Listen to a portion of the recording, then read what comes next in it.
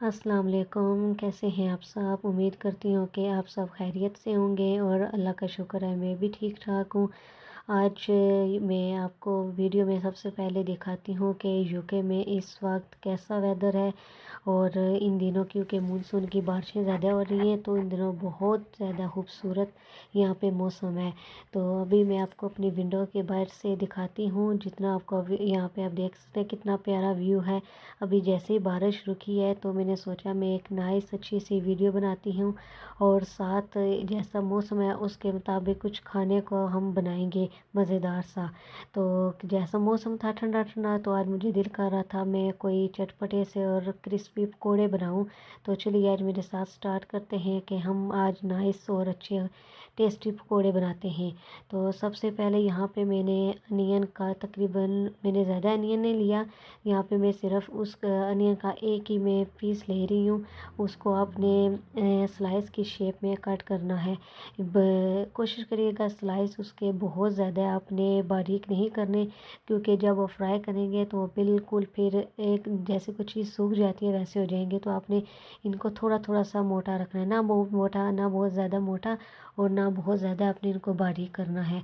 तो मुझे पसंद है ज़्यादा क्रिस्पी पकौड़े, तो मैं आलू दूसरी तरह नहीं डालती। जो आज तरीका मैं आपको बताऊंगी इस तरीके से आपने ट्राई करने, इस तरह आपके पकौड़े बहुत मज़ेदार बनेंगे। तो यहाँ पे मैंने आलूओं को पहले राउंड शेप में इनको मैंने कट कर लिया। अब मैं इनको बिल्कुल पतले पतले स्लाइस करके इनको मैं काटूंगी, जैसे आपने फ्राइज़ बनाते हैं।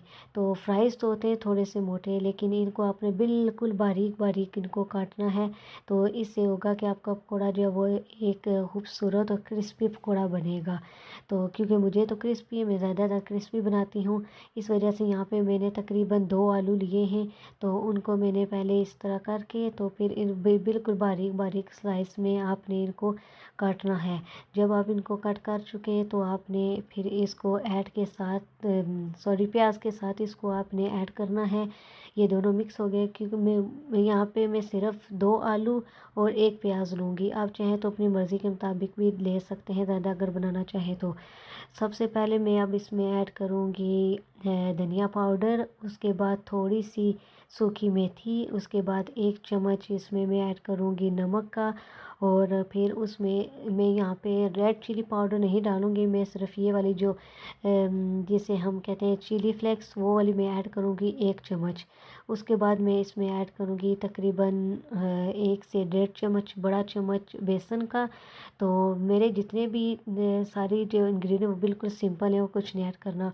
और साथ ही मैं इसमें यहाँ पे फ्राई करने के लिए ऑयल डालूँगी, क्योंकि जब तक मैं इसका मसाला मिक्स करती हूँ उधर मेरा ऑयल जो है वो अच्छी तरह से गर्म हो जाए। तो यहाँ पे मैंने बिल्कुल थोड़ा सा पानी इसमें डाला है। अब हाथों की मदद से आपने इसको अच्छी तरह से मिक्स करना है कि जितना भी बेसन है वो सारा अच्छे से मिक्स हो जाए, मसाला नाइस बन जाए। तो यहाँ पे मैं ट्राई करने लगी थी, पहले मेरा ऑयल जो है वो अच्छी तरह से गर्म हो चुका है। तो अब एक एक करके मैं इसमें अब पकौड़े बनाती जाऊँगी। तो आपने कोशिश करना है कि बहुत ज़्यादा बड़े पकौड़े नहीं बनाने, साइज़ में जितने वो छोटे और दरमियाने होंगे उतना वो नाइस बनते हैं। तो एक और बात यहाँ पे आप ये ना समझिएगा कि जो ऑयल है वो बिल्कुल ब्लैक है, बल्कि जो मैं फ्राई पैन यूज़ कर रही हूँ उसका कलर ब्लैक है। तो जब उसमें ऑयल जाता है तो ऐसा लगता है कि ऑयल भी ब्लैक है, जबकि ऑयल का कलर जो है वो नॉर्मल होता है। तो यहाँ पे मैंने दरमियाने साइज़ के पकौड़े का साइज़ करके डाले थे। एक तरफ से वो ब्राउन हो चुके थे, दूसरी तरफ से मैंने इनकी साइडें चेंज की हैं। तो एक अच्छा और नाइस कलर, इसका बहुत प्यारा कलर जो मुझे चाहिए था लाइट ब्राउन, वो हो चुका है। और यकीन करिए कि ये पकोड़े इतने क्रिस्पी बनते हैं, इतने क्रिस्पी कि आपको खाने में मज़ा भी आ जाएगा। और आपके पकोड़े ख़त्म हो जाएंगे लेकिन आपका दिल नहीं भरेगा, आपको खाने का और दिल चाहेगा। तो आपने इस तरीके से पकोड़े ज़रूर ट्राई करने हैं। तो यहाँ पे मेरे पास थोड़ा सा और मसाला बचा था, मैंने कहा कि मैं 3-4 पकोड़े और बना लूँ। तो फिर उसके बाद हम चटनी के साथ इसको हम चटनी के साथ हम पकौड़ों को एंजॉय करेंगे। तो यहाँ पे तकरीबन मेरे 5 से 6 पकोड़े और बने थे, तो मैंने उनको भी साथ में फ्राई किया, ऑयल में मैंने डाला। ऑयल आपने एक बात और इसका ध्यान रखना है कि जो ऑयल है वो बिल्कुल आपने बहुत ज़्यादा हीट पे गर्म नहीं करना, क्योंकि ये होता है कि अंदर से पकोड़ा सारा कच्चा रहता है और ऊपर से वो फ़ौरन जल जाता है। तो मेक श्योर करिएगा जो गैस की जो आंच है, चूल्हे की जो आंच है, उसका जो प्रेशर है आपने उसको लो से मीडियम रखना है, आपने मीडियम से हाई नहीं रखना।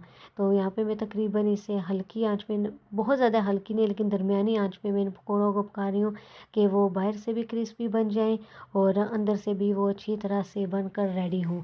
तो यहाँ पे तकरीबन उसकी एक साइड जो है वो लाइट ब्राउन हो चुकी है, अभी मैंने इसकी दूसरी साइड चेंज की है, तो दूसरी साइड से भी वो जल्दी बनकर रेडी हो चुके थे। तो अभी मैं इनको एक एक करके फिर मैं प्लेट में निकालूंगी और आपको दिखाते हैं। जब वो मैं प्लेट में सारे निकाल के फिर आपको मैं दिखाती हूँ कि इनका कलर जो है वो कितना नाइस और लाइट ब्राउन हो चुका है और ये दिखने में बहुत ज़्यादा क्रिस्पी आपको नज़र आ रहे हैं, लेकिन खाने में भी ये उतने ही मज़ेदार और क्रिस्पी बनेंगे। और अगर आपको ये पकोड़े खाने हैं तो प्लीज़ मेरी रेसिपी ज़रूर ट्राई कीजिएगा, मेरी वीडियो को लाइक कीजिएगा, शेयर कीजिएगा और मेरे चैनल को सब्सक्राइब कीजिएगा। मिलते हैं अगली वीडियो में बहुत जल्द। ओके, अल्लाह हाफिज़।